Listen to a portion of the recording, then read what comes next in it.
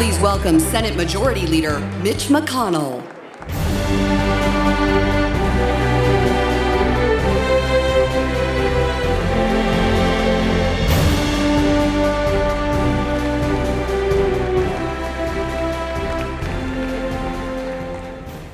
Good morning.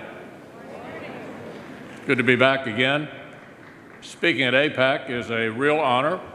I've had the privilege of addressing this audience and my fellow friends of Israel on multiple occasions, and I must say, it's great to be back one more time.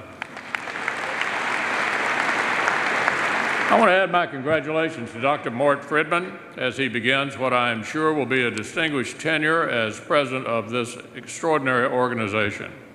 I also want to thank Lillian Pincus for her years of service, along with Howard Core, Bob Cohen, and all those friends who make AIPAC's important work possible.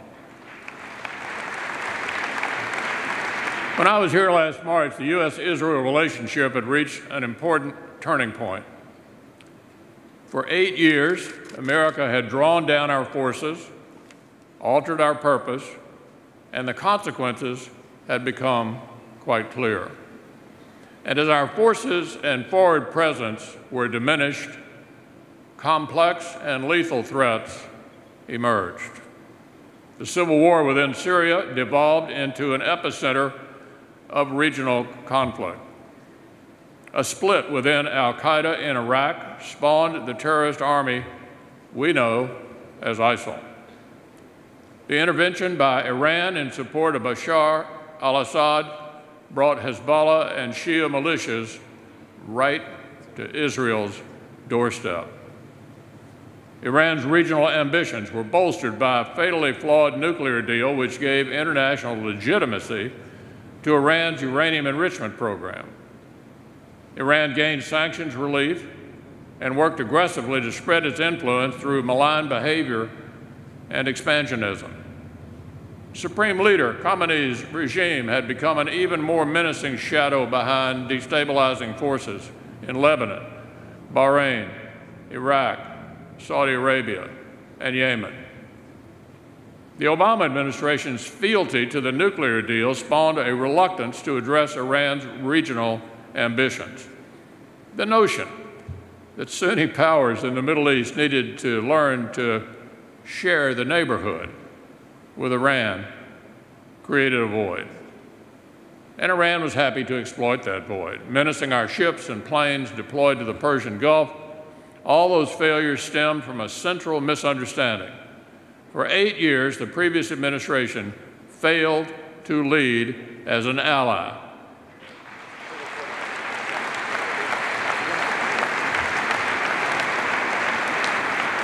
It failed to recognize that the U.S. and Israel are stronger together and that we share a commonality of interest. It's more than just national friendship and shared history. Yes, America was proudly the first country to recognize Israel's Jewish government in 1948. Yes, in 1985, America's first ever free trade agreement was signed with none other than Israel. But it's also just a reality of our world. Israel is safer because of America's presence in the Middle East. And America's interests benefit when Israel stands as a partner in pursuit of common interest in this troubled region. Fortunately, in the last year, a new administration and a united front in Congress have charted a new course.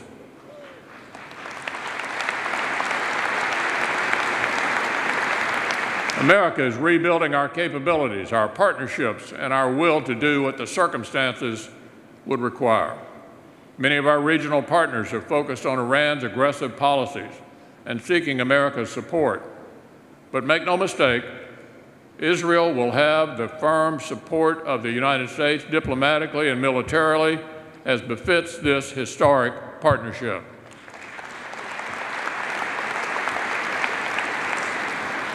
Though the campaign to defeat ISIL is not over, this administration accelerated it.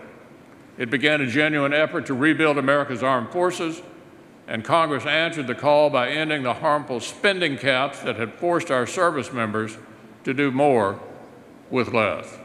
Secretary Mattis and our military leaders will once again have more resources to meet the myriad missions our nation puts before them. Our counterterrorism cooperation has been exemplary. And of course, the United States has finally taken a long overdue step and recognized that Israel's true capital is Jerusalem.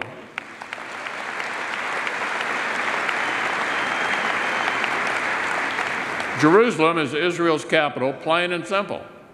Jerusalem is where the United States Embassy belongs and where it will stay.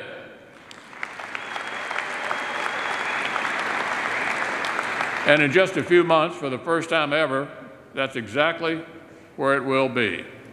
The challenges that Israel and America face today are the challenges we must face together with deep friendship and shared resolve. Israel lives in a neighborhood which includes a profoundly broken Syria, a dangerous Iran, the threat of ISIL in the Sinai, and an emboldened Hezbollah. But today, tomorrow, and always, Israel's beacon of democracy will continue to shine through the darkness, and America will be right there, standing proudly alongside our friends. Thank you for your passion. Thank you for your advocacy.